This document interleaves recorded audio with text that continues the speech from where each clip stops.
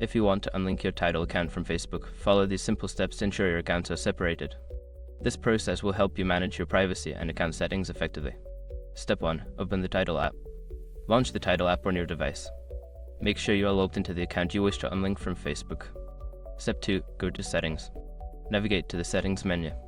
This is usually found by tapping on your profile icon or the gear icon in the app. Step 3. Access Account Settings. In the Settings menu, look for the option labeled Account or Account Settings. Tap on it to proceed to your account-related options. Step 4. Find linked accounts. Within the account settings, locate the section for linked accounts or social media accounts. Here, you will see the connections you have made with other platforms, including Facebook. Step 5. Unlink Facebook. Select the option to unlink or disconnect your Facebook account.